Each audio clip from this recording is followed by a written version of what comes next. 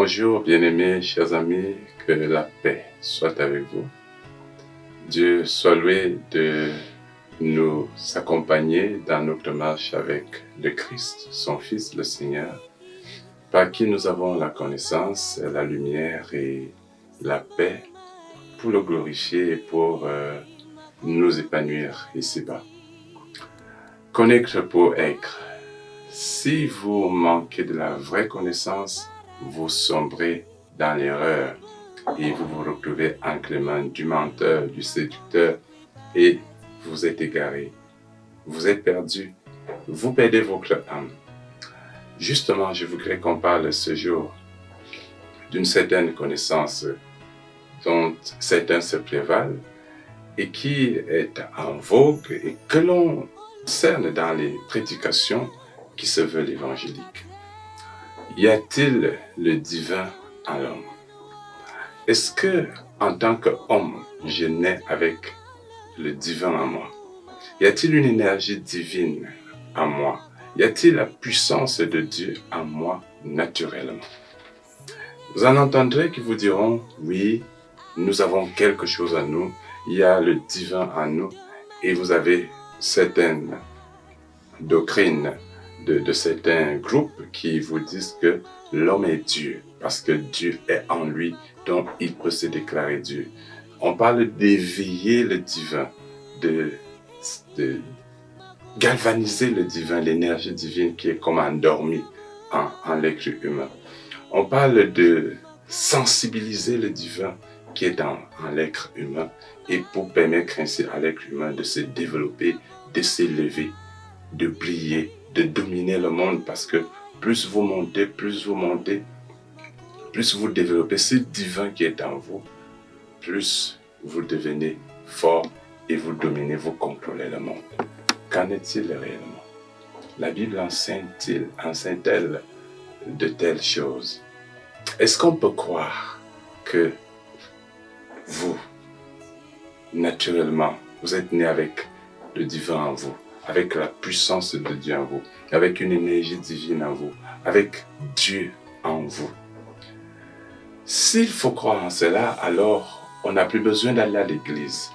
On n'a plus besoin de se faire baptiser, de recevoir des sacrements. En fait, un tel enseignement ferme la porte à l'église. Mais certains vont vous dire non, l'église n'a pas besoin de fermer. L'église est justement là pour encadrer les gens, pour aider les gens à développer cela en eux.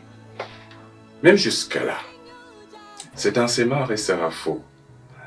Dieu, lorsque Dieu crée l'homme, au commencement, nous nous référons toujours à la parole de Dieu. Vous savez, lorsqu'on parle de la connaissance des choses spirituelles, les chrétiens n'ont qu'une seule référence, c'est la parole de Dieu. Les Saintes Écritures, la Bible, c'est un impact qu'on dise la Bible, mais c'est la Bible. Et si l'on sort de la Bible, alors nous, on fait taire le débat, on cesse de discuter.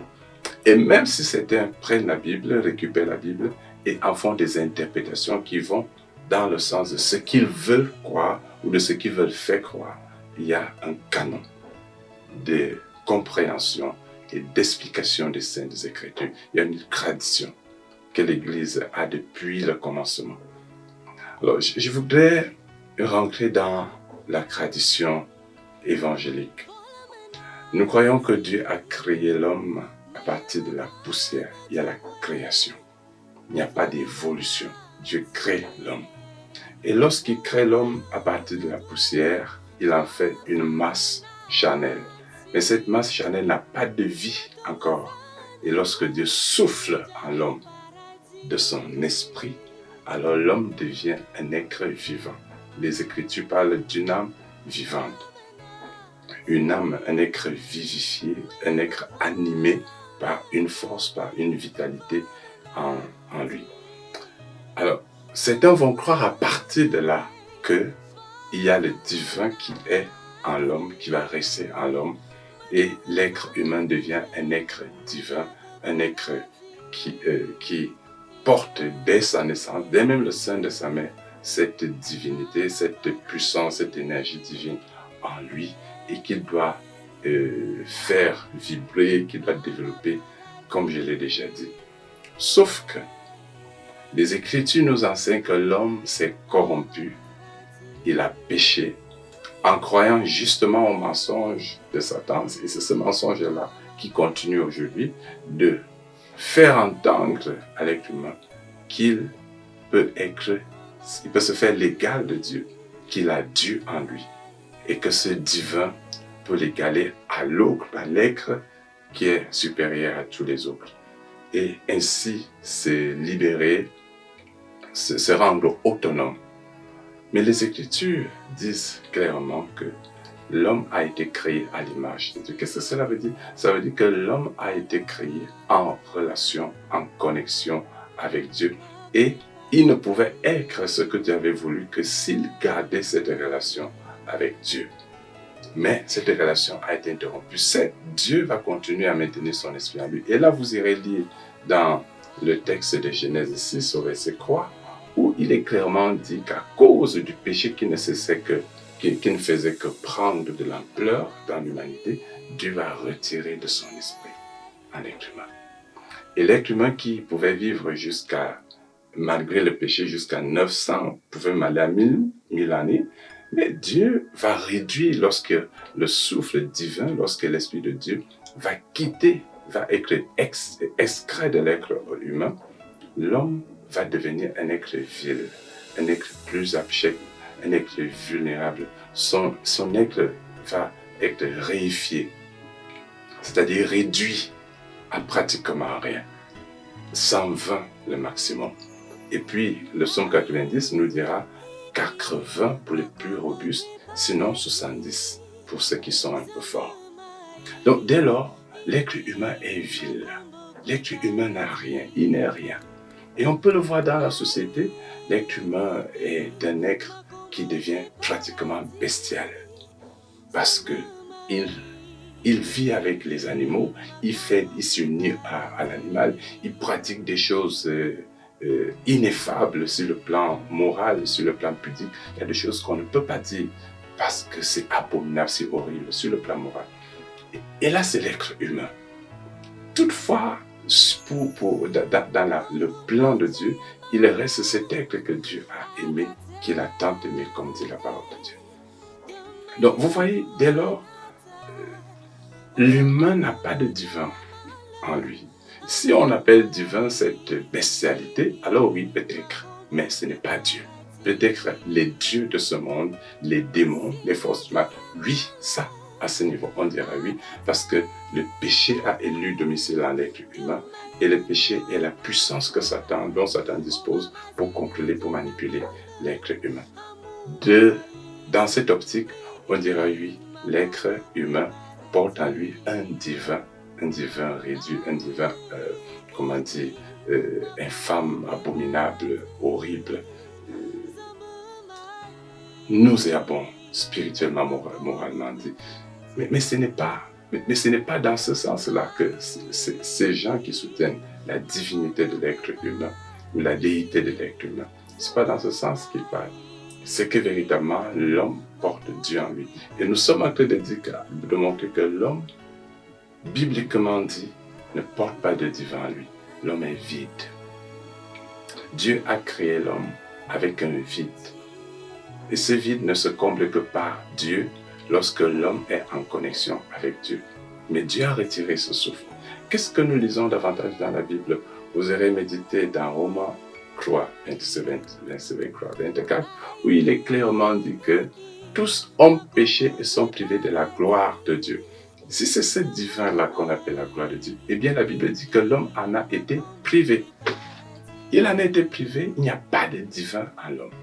Mais par la grâce de Dieu, ça c'est ce que le verset 24 dit, par la grâce de Dieu, l'homme a la possibilité de se remettre avec Dieu, d'être rétabli dans la connexion avec Dieu. Et c'est pour cela que la Pentecôte a eu lieu. Lorsque Dieu rachète par le sang de l'agneau de Dieu, il redéploie l'esprit à l'être humain pour que l'être humain puisse à nouveau être un être fils de Dieu, habité par l'esprit de Dieu, grandir se nourrissant de la vie de Dieu et devenir à la fin cet être déifié, sans jamais égaler Dieu. Donc, bien-aimé, ne te laisse pas séduire par cet enseignement. L'humain n'a rien de divin. En fait, l'homme n'a rien de bon en lui. L'homme ne peut être bon qu'en Dieu. L'homme est faible, c'est un être vulnérable.